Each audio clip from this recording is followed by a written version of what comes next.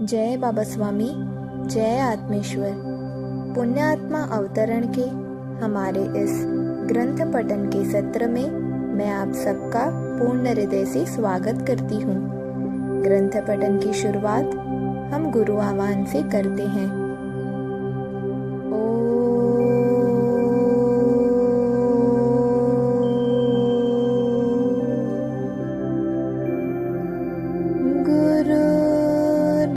ब्रह्मा गुरुर्विष्णु गुरुर्देवो महेश्वर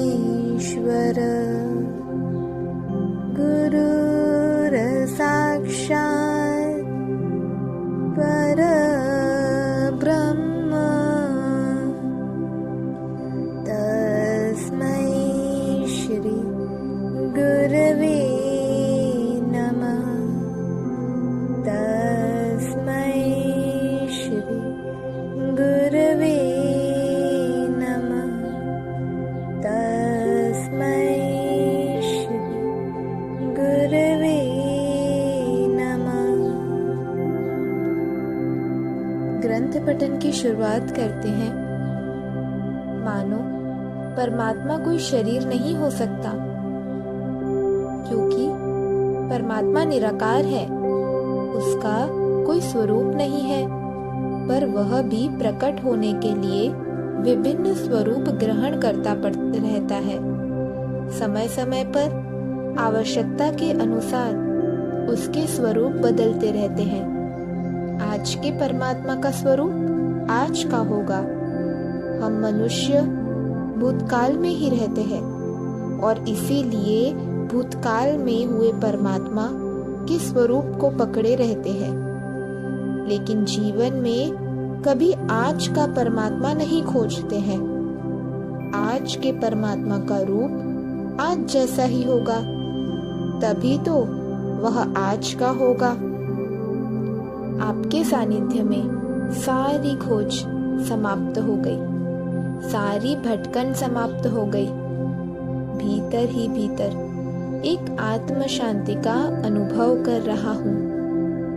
मेरे लिए तो आप ही परमात्मा के स्वरूप हो। आपको ही परमात्मा मानकर मैं आज आपकी चरण वंदना कर रहा हूँ। कृपया उसे स्वीकार कीजिए। गुरुदेव, सत्य तो इस संसार में एक ही है।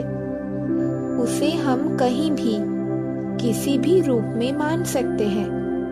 वास्तव में सत्य को स्वीकार करने में आत्मा जहाँ तैयार हो जाए, जहाँ सत्य के दर्शन हो जाए, सत्य की जहाँ अनुभूति हो जाए, बस वह स्वरूप ही सत्य है।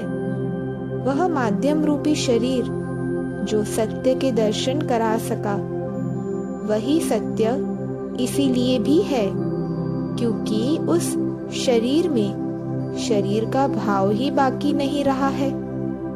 शरीर जीवित है, पर शरीर का भाव नहीं है, क्योंकि शरीर ही परमात्मामय हो गया है।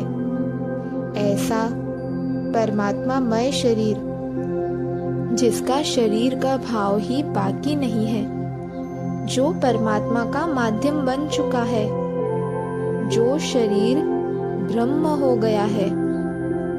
परमात्मा जिस शरीर से प्रकट हुआ हो, वह शरीर ही मेरे लिए परमात्मा का स्वरूप है। आज मुझे गुरुः साक्षात परब्रह्म का अर्थ समझ में आ गया है। इस पृथ्वी पर अगर साक्षात परमात्मा कोई है तो वे गुरु है। बस ऐसे गुरु मिलने चाहिए जहाँ जाकर परमात्मा की खोज समाप्त हो जाए। मैं आज अपने परमात्मा को नमन करता हूँ। गुरुदेव, परमात्मा तो मानने पर ही निर्भर होता है। कोई किसी में परमात्मा को देखता है, कोई किसी में। वास्तव में परमात्मा तो प्रत्येक शरीर में होता ही है, पर जब ऐसा शरीर मिल जाए जिस शरीर में शरीर का बोध समाप्त हो गया हो, जो शरीर परमात्मामय हो गया हो, तो वह शरीर ही परमात्मा का स्वरूप है। मेरी आत्मा ने आज पूर्ण रूप से आपको परमात्मा मान लिया है, और यह मानना मेरे मन का भाव है। इसीलिए मैं अपना भाव ही आपके सामने प्रकट कर रहा हूँ। मैं आपको ही परमात्मा मान रहा हूँ और आपको ही आज का परमात्मा मानकर नमस्कार करके आपके श्री चरणों में प्रार्थना कर रहा हूँ कि आप मुझे अपना माध्यम बनाएं। परमात्मा के जैसे शुद्ध पवित्र माध्यम आप बन सके, वैसा शुद्ध माध्यम आप मुझे बनाएं।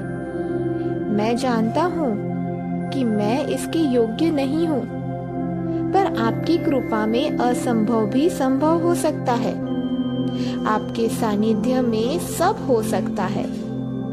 आप मेरे परमात्मा हैं और परमात्मा तो सब कुछ कर सकता है।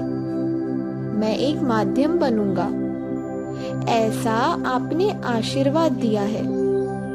इस आशीर्वाद का सदैव मैं ध्यान रखूं। जीवन में कभी भी शरीर का कोई भाव मुझ में न आए। जीवन में शरीर के भाव मुझ पर न आए और जीवन भर आपके कार्य में लगा रहूं। सारा जीवन आपकी कृपा में, आपकी करुणा में व्यतीत हो। जीवन भर आत्मज्ञान का कार्य कर सकूं, ऐसा आशीर्वाद दीजिए। मैं जीवन में मेरी अंतिम सांस तक आपके कार्य को कर सकूं, यही आशीर्वाद दीजिए। आपकी करुणा के बिना यह संभव नहीं है। गुरु कार्य में समय कब चला जाता है पता भी नहीं चलता है। गुरु कार्य तो एक बहाना है आपसे जुड़ने का। मैं जीवन भर गुरु कार्य करके आपसे जुड़ना चाहता हूँ और जीवन भर जुड़ा ही रहना चाहता हूँ। ऐसा कहकर मैंने फिर उन्हें साष्टांग दंडवत प्रणाम किया। उन्होंने मुझे बड़े स्नेह के साथ उठाया और अपने पास बिठाया और मुझे समझाने लग गए कि परमात्मा कोई शरीर नहीं है। जिन्हें हम परमात्मा समझते हैं वे भी उनके समय के गुरु ही थे, और जिन्हें हम परमात्मा मानते हैं उन्होंने भी अपने गुरुओं को माना है। यानी परमात्मा का निर्माण भी गुरुओं ने किया है। परमात्मा समय समय पर बदलते रहते हैं। परमात्मा तो एक विश्व चेतना है। वह समय समय पर इस विश्व में प्रकट होती रहती है और प्रकट होकर इस विश्व को संतुलित करने का कार्य करती है। इस विश्व का संचालन वह अपने अलग अलग माध्यमों से करती है। जिस शरीर का मैं का भाव समाप्त हो गया वह परमात्मा का माध्यम बन जाता है। कितने क्षण शरीर का मैं का अहंकार समाप्त हुआ वह अलग बात है। प्रत्येक मनुष्य को माध्यम बनने का पूरा पूरा अवसर रहता है। कौन मनुष्य कितने समय मैं के अहंकार से, मैं के शरीर बोध से दूर रहा, उतने समय वह परमात्मा का माध्यम हुआ। सामान्य मनुष्य को सारे जीवन मैं के शरीर भाव से मुक्ति संभव नहीं है, लेकिन कुछ क्षणों के लिए क्यों ना हो, कहीं ना कहीं क्यों ना हो, मनुष्य का शरीर भाव छूटता है। बस उस क्षण वह परमात्मा का माध्यम बन जाता है।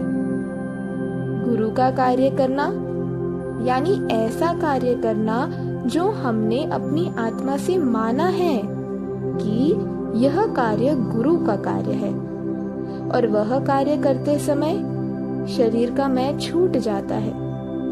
मैं का अहंकार जिस कार्य में छूट जाता है वह गुरु कार्य है, क्योंकि गुरु कार्य तो एक साधन है।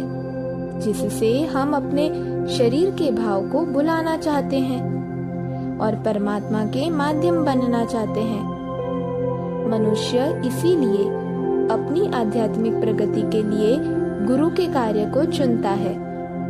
वास्तव में गुरु का सारा लक्ष्य कार्य होता है और जो उनके कार्य को पकड़ लेता है, गुरु उनके पीछे अनायास ही हो लेते हैं। गुरु को पकड़ने का आसान मार्ग उनके कार्य को पकड़ना है। जब कार्य जीवन भर करते हैं तो गुरु कार्य स्वभाव बन जाता है और जब यह स्थिति हो जाए तो वह शरीर परमात्मा का माध्यम हो जाता है।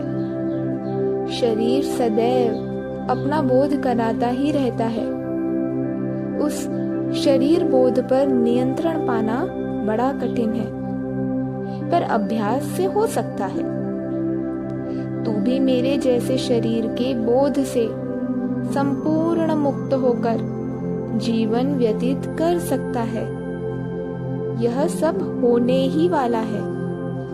थोड़ा समय अभी बाकी है।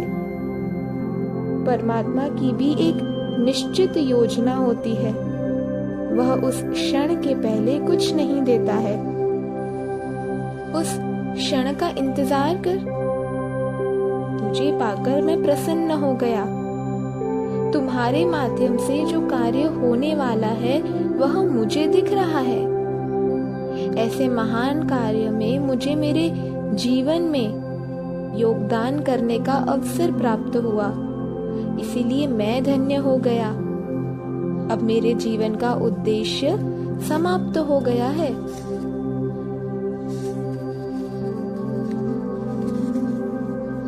यह मेरा शरीर भी अब कमजोर हो गया है। मेरी ध्यान साधना में इस शरीर ने मेरा बहुत साथ दिया है। इस शरीर का मैं आभारी हूँ, क्योंकि अगर यह शरीर नहीं होता तो न तो मैं अपने गुरुदेव के पास पहुँच पाता और न ही उनसे उनके कृपा प्रसाद में मिली शक्तियाँ ग्रहण कर पाता और न ही उनको वृद्धिगत कर पाता और न ही तुम्हें सौंप पाता। यह सब इस शरीर के कारण ही हुआ है।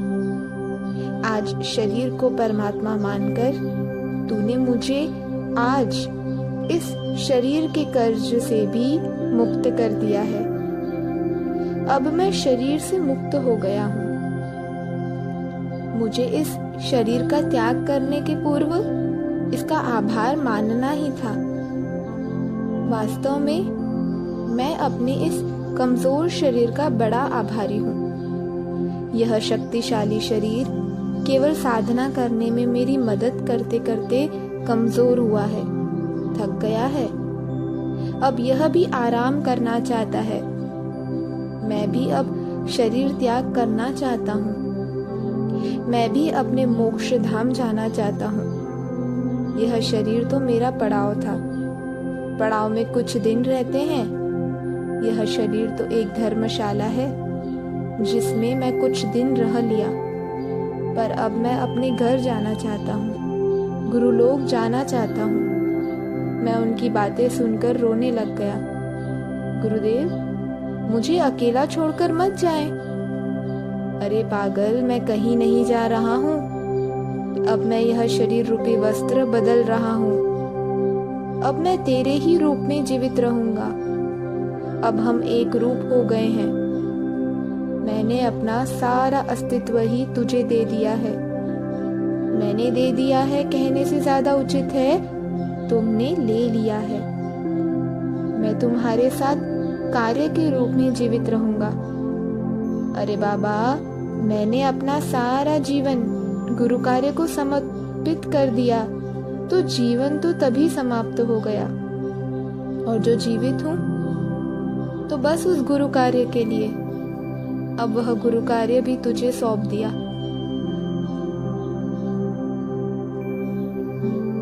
अशाश्वत शरीर है। शरीर नष्ट होता है, कार्य जीवित रहता है। मैं तेरे साथ कार्य के रूप में जीवित हूँ। जब भी गुरु कार्य करेगा तो तू भी महसूस करेगा कि मैं तेरे साथ ही हूँ। अब मैं कार्य के कारण तुझे से बंधा गया हूँ, अभी कुछ नहीं हो रहा है। चल, अब अंधेरा होने वाला है, अब कुटीर चलेंगे। फिर गुरुदेव ने डूबते हुए सूरज को भी नमस्कार किया और हम कुटीर की ओर चल पड़े। जब तक कुटीर पहुंचे तब तक रात हो गई थी। मैं सूर्यास्त की उस लालिमा को याद कर रहा था जो नदी के सारे पानी पर पड़ रही थी, और उस लालिमा के प्रकाश से ऐसा लग रहा था कि लाल पानी का एक सैलाब सा बह रहा है। यह सोचते सोचते मैं कब कुटीर में पहुंच भी गया यह पता भी नहीं चला। फिर गुरुदेव भी विश्राम करने चले गए, मैं भी विश्राम करने चला गया। रात भी होने आई थी और शरीर भी थक गया था। मुझे कब नींद लग गई इसका भी पता नहीं चला। दूसरे दिन सुबह जल्दी उठा, सारे कुटीर की साफ सफाई की, कुटीर के आंगन को साफ किया और फिर गुरुदेव का इंतजार करने लग गया। थोड़ी देर बाद गुरुदेव बाहर आए। वे कुटीर के द्वार पर ही द्वार को पकड़े खड़े रहे। मेरा अचानक ध्यान गया। वे एक दिन में ही कमजोर दिखने लगे थे। एक दिन में ही उनमें अंतर आ गया। वे अधिक बूढ़े और थके हुए लग रहे थे। गुरुदेव धीरे धीरे बाहर आए और बाहर एक पत्थर पर बैठे गए। मैंने पूछा, आज आप इतने थके हुए क्यों लग रहे हैं? उन्होंने कहा, तुझे गुरु कार्य के लिए शक्तियां प्रदान करने के लिए मैंने शरीर को कमजोर होने से रोक कर रखा था। कल वह तेरा खजाना तुझे सौंप दिया, तो मैंने भी कल इस शरीर को मुक्त कर दिया। अब वह भी जाने के लिए स्वतंत्र है। तो शरीर की वही सालों की थकान अचानक बाहर आ गई। मेरी ध्यान साधना में इस कमजोर शरीर ने भी बहुत साथ दिया है। फिर मेरे भी ध्यान में आ रहा था गुरुदेव के शरीर पर प्रत्येक दिन प्रत्येक साल जैसा प्रभाव डाल रहा था। पिछले 10 दिनों में वे 10 साल बूढ़े प्रतीत हो रहे थे, लेकिन वे प्रसन्न थे, खुश थे। दूसरा, अब वे ध्यान नहीं करते थे, सदैव जागे हुए ही रहते थे। इसीलिए इन दिनों में मुझे उनकी सेवा करने का भरपूर अवसर मिल रहा था। उनका जीवंत सानिध्य मिल रहा था। मैं वह जीवंत सानिध्य पाकर खुश हो गया। एक सुंदर सी शाम मैं गुरुदेव को हाथ पकड़कर बाहर लेकर आया और खुद भी उनके साथ बैठ गया। वे बोलने लगे, मुझे बचपन से ही मोक्ष पाने की इच्छा थी और इसके लिए मैं बचपन में प्रयास चालू कर दिए। मुझे पता था कि मोक्ष एक जीवंत स्थिति है और उस किसी जीवंत गुरु के माध्यम से ही प्राप्त की जा सकती है। इसीलिए मैं बचपन में ही घर से भागकर इस मार्ग पर चला गया। बचपन में एक बार इस मार्ग पर चलने की इच्छा व्यक्त की तो सारे घर ने विरोध किया था। इसीलिए मैं बिना बताए ही घर से निकल गया और 20 साल तक भटकता रहा और 20 साल के बाद इस निर्जन टापू पर पहुंच सका। यहाँ मेरे गुरुदेव रहते थे। वे मुझे यहाँ लेकर आए थे। मेरे गुरुदेव ने कहा, मैंने तुझे आत्मज्ञान का विद्यादान किया, तेरा मुझ पर ऋण है। यह तभी उतर पाएगा जब तू किसी को यह ज्ञान दान करेगा। तब तक मोक्ष की स्थिति पाकर भी तू मोक्ष प्राप्त नहीं कर सकेगा। वह मेरी गुरु दक्षिणा है। जब तक गुरु दक्षिणा नहीं देते, प्राप्त की गई विद्या फलीभूत नहीं होती है। कई आत्माएं इस भूतल पर गुरु दक्षिणा देने के लिए ही भटकती रहती है। वे अपने गुरु से आत्मज्ञान तो प्राप्त कर लेते हैं, पर अपने गुरु को गुरु दक्षिणा में कुछ नहीं दे पाते हैं। तो वे आत्माएं आत्मज्ञान पाकर, मोक्ष की स्थिति पाकर भी मोक्ष प्राप्त नहीं कर पाती है, क्योंकि गुरु दक्षिणा में अटकी रहती है। प्रत्येक शिष्य को गुरु दक्षिणा में अपने आप को पूर्ण समर्पित करना होता है, और अपने आप को समर्पित करने के लिए कोई शिष्य फूल का, कोई शिष्य फल का, कोई शिष्य जल का, तो कोई शिष्य आत्मधन का सहारा लेता है। यानी कोई पुष्प को गुरु चरण पर रखकर पुष्प को गुरु दक्षिणा में दे देते हैं, तो कोई फल को गुरु दक्षिणा में देकर आत्मसमर्पण करते हैं। कोई अपनी आत्मा को ही गुरु दक्षिणा में दे देते हैं। यानी शिष्य अपनी इच्छा अनुसार गुरु दक्षिणा देता है।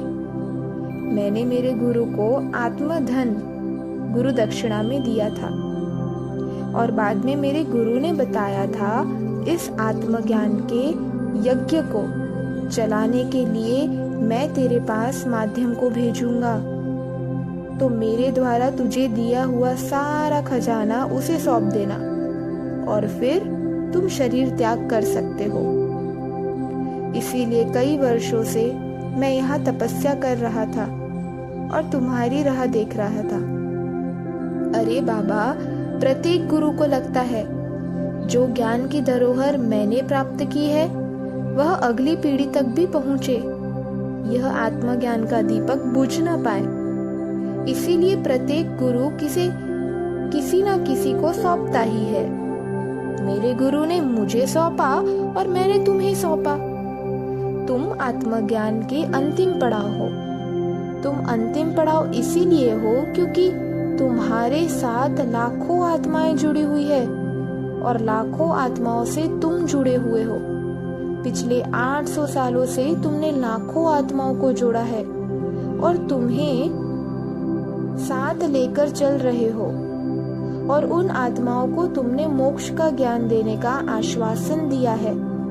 तुम आश्वासन से बंधे हुए हो, इसीलिए तुम शरीर से केवल एक हो, पर लाखों आत्माओं की इच्छा की आशा किरण हो। तुम्हारे साथ लाखों आत्माओं का सागर समूह मुझे साफ साफ दिखाई दे रहा है। गुरुदेव शून्य में देखकर बोल रहे थे। मैं वह सुनते सुनते ही खो गया था। फिर जैसे ही मुझे होश आया, मैंने गुरुदेव से पूछा, इतनी लाखों आत्माओं तक मैं पहुंचूंगा कैसे, और मैं अपने आश्वासनों को पूर्ण कैसे करूंगा? गुरुदेव ने कहा, वे आत्माएं ही भटक रही है, ढूंढ रही है, खोज रही है। वे दुनिया में कहीं भी हो, वे तुझ तक पहुंच ही जाएंगी। वे तुझे खोज ही लेंगी, जिस प्रकार से गुड़ को चींटियां स्वयं ही खोज लेती है कि गुड़ कहाँ है। अरे पगले, गुड़ थोड़े ही चींटियों के पास जाता है। गुड़ शांत स्थिर होकर अपनी मिठास लिए एक स्थान पर बैठा रहता है। चींटियां खोजते खोजते उस तक पहुंच ही जाती है। चींटियों की तरह ये लाखों आत्माएं भी अनेक जन्म लेते लेते तुझ तक इस जन्म में पहुंच ही जाएंगी। तुझे इस जीवन में कुछ नहीं करना है, तू केवल माध्यम मात्र है। इसीलिए कुछ करने की सोच भी मत, तेरे जीवन में सब हो जाएगा। अरे मेरी तो स्थिति उस पानी की तरह है जो बरसात में बरसता है और छोटी नदियों में परिवर्तित होता है। छोटी नदियां बड़ी नदियों में परिवर्तित होती है, पर सारा पानी समुद्र तक पहुंचना चाहता है पर पहुंच नहीं पाता। कहीं रास्ते में भाप बन जाता है। मैं तो वह भाग्यशाली हूँ जिसने समुद्र को देखा है। मैं अपने जीवन में तुझ तक पहुंच सका क्योंकि तू सामूहिकता का सागर है, और मैं तुझ तक पहुंचकर धन्य हो गया। इसके बाद आत्मज्ञान अब एक से अनेक में बटेगा। अब तेरे बाद आत्मज्ञान सामूहिकता में बहेगा, क्योंकि तेरे आश्वासनों के कारण तुम्हारे हाथों से इस आत्मज्ञान को सामूहिकता प्राप्त होने वाली है। शक्तियों का विकेंद्रीकरण होने वाला है। आज तक जिसने भी शक्तियां प्राप्त की उसने प्राप्त करने की इच्छा से प्राप्त की, स्वयं के लिए प्राप्त की। लेकिन तुमने प्राप्त नहीं की है, तुम्हें शक्तियां स्वयं मिली है। शक्तियां स्वयं इसीलिए मिली है क्योंकि तुम्हारे आश्वासन बड़े हैं और अधिक आश्वासनों को पूर्ण करने के लिए अधिक शक्तियों की आवश्यकता थी। तुम्हारे लक्ष्य को पूर्ण करने के लिए शक्तियां मिली है। लक्ष्य बहुत बड़ा है। यह बड़ा लक्ष्य ही शक्तियों को आकर्षित कर पाया है। प्रत्येक जन्म में देने की इच्छा होने से तेरा पात्र बड़ा हो गया है। तेरा हंडा बहुत बड़ा है। इसका सीधा अर्थ है इसमें काफी मात्रा में शक्ति के रूप में पानी भरा जाने वाला है और अधिक से अधिक लोग इस पानी को पीने वाले हैं। यह एकदम स्पष्ट दिख रहा है। मनुष्य की देने की शक्ति अपार होती है। जो अपनी देने की शक्ति को संपूर्णतः विकसित कर लेता है वह व्यक्ति अपार दे सकता है, क्योंकि देने की शक्ति पर ही उसकी पाने की शक्ति निर्भर होती है। जिस प्रकार से पहाड़ से ढलान की ओर पानी स्वयं ही चला जाता है, पानी को भेजना नहीं पड़ता है, ठीक इसी प्रकार से जहाँ पर शक्तियों का उपयोग होने वाला है, शक्तियाँ स्वयं से खींचकर चली आ जाती है। मुझे आज उस दिन मेरा भविष्य बताया था, वह सुनकर मैं सोचने लग गया कि मेरी इतनी तो उम्र बीत गई है, अब क्या यह इसी जीवन में होगा? जबकि इस जीवन में मैं इस स्वर्ग को छोड़कर कहीं जाना ही नहीं चाहूंगा, तो फिर इस जन्म में मैं तो यह संभव नहीं लगता। मेरी भ्रमित स्थिति को देखकर गुरुदेव पहचान गए। उन्होंने कहा, मैं विपरीत परिस्थितियों में ये बातें बता रहा हूँ, पर मुझ पर विश्वास कर, मेरा एक एक शब्द सत्य होगा। इसी जीवन में लाखों लोग तेरे माध्यम से आत्मज्ञान प्राप्त करेंगे। अरे पगले, अगले जन्म का क्या सोचता है? तेरा अगला जन्म है ही नहीं, यह तेरा अंतिम जन्म है। सब इसी जन्म में होगा। हाँ, कब होगा यह नहीं मालूम, क्योंकि जब होगा वह तेरे प्रयत्न से नहीं होगा, उन आत्माओं की उत्क्रांति से होगा।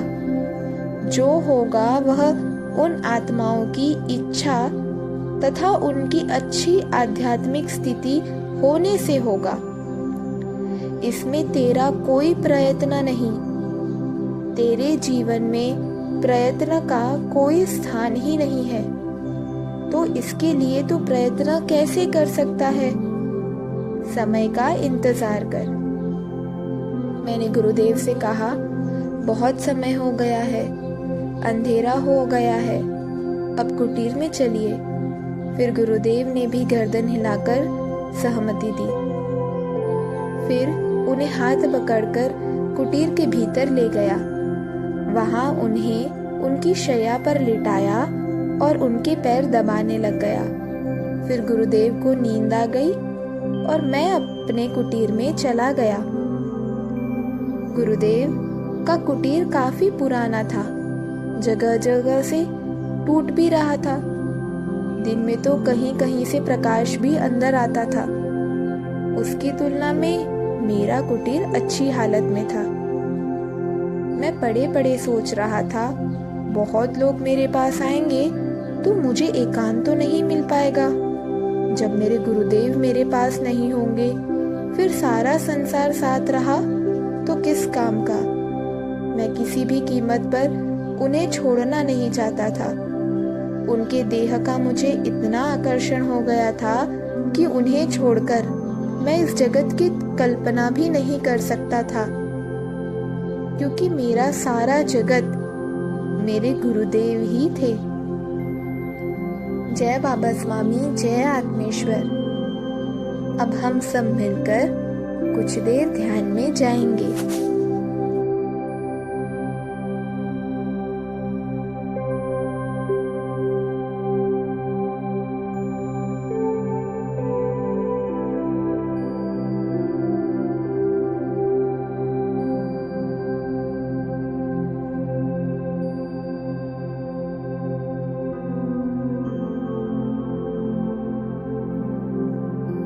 सभी पुण्यात्माओं को मेरा नमस्कार।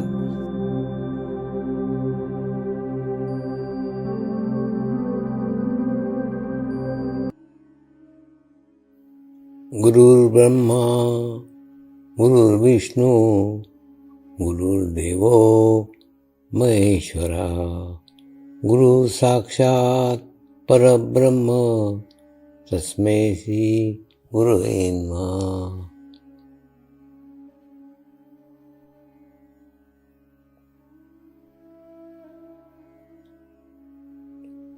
ध्यान की उस स्थिति में जाएंगे जहाँ शरीर भाव पूर्णतः समाप्त हो जाता है।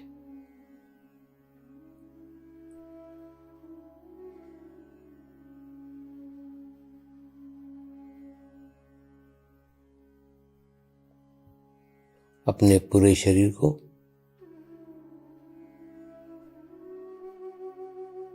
पूर्णतः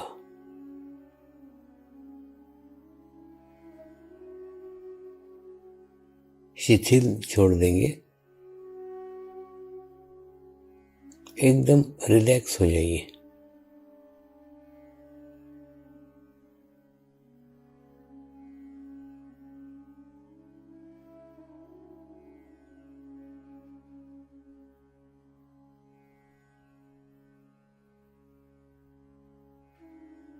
मेरे साथ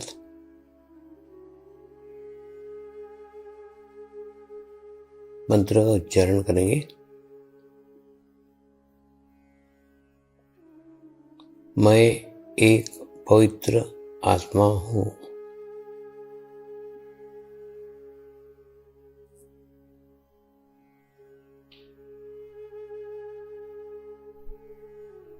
मैं एक शुद्ध आत्मा हूँ।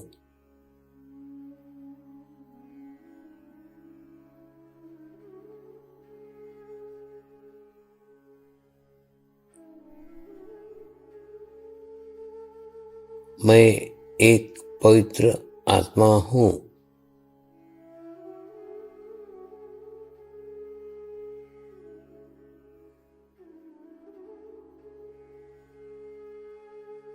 मैं एक शुद्ध आत्मा हूँ।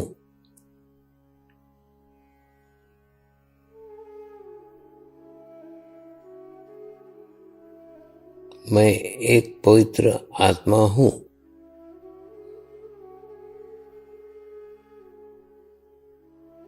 मैं एक शुद्ध आत्मा हूँ।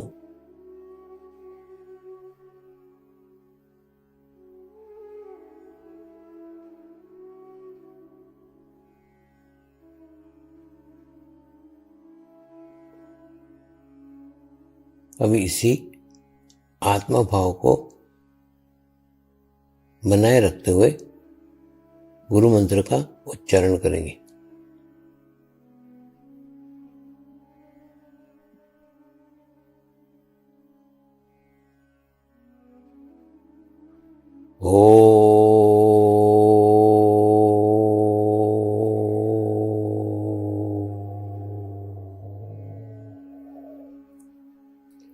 श्री शिवकृपानंद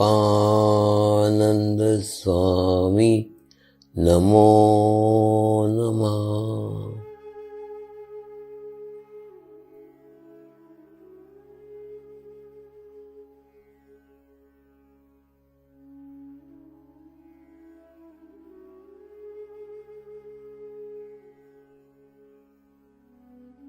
ओम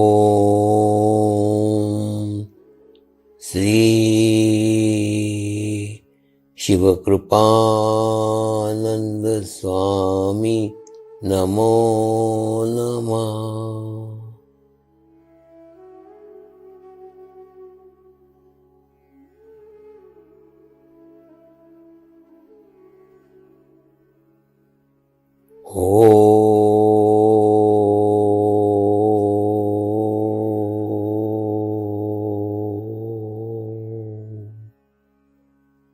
श्री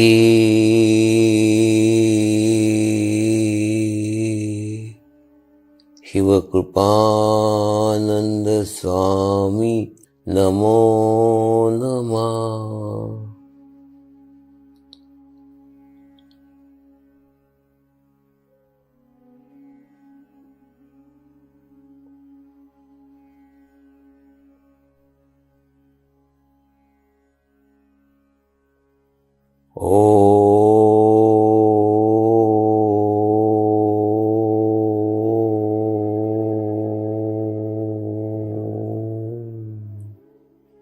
श्री शिव कृपानंद स्वामी नमो नमः।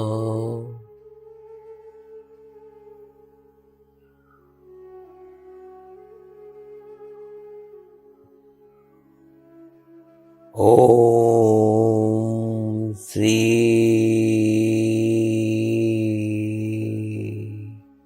शिव कृपानंद स्वामी नमो नमः।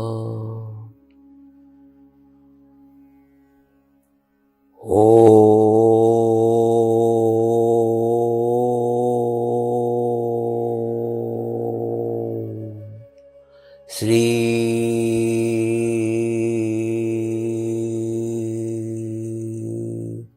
शिव कृपानंद स्वामी नमो नमः।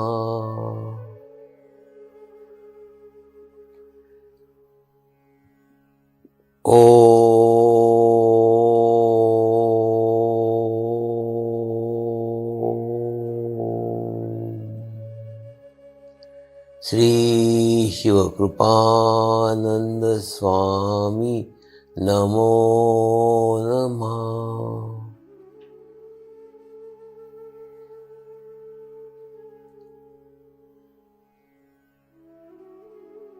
ओम श्री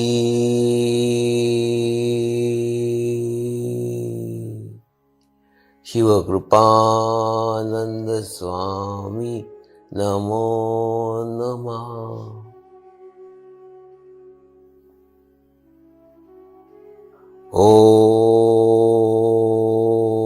ओम श्री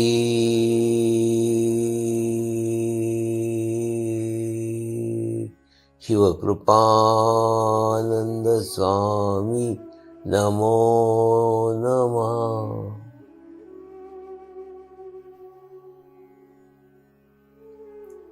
अब आप अपना चित्त सहस्त्रार पर रख के थोड़ी देर के लिए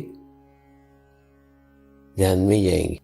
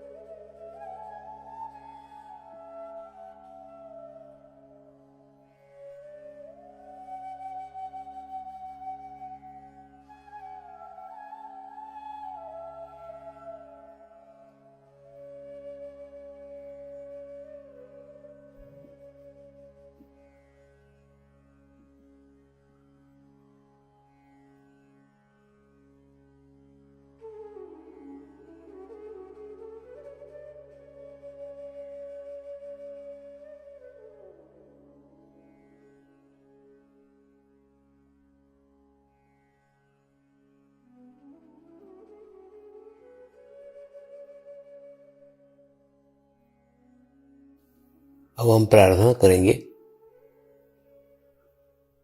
सभी आत्माओं की आत्म उन्नति हो, आध्यात्मिक प्रगति हो। यही हमारी प्रभु से प्रार्थना है। नमस्कार। जय आत्मेश्वर।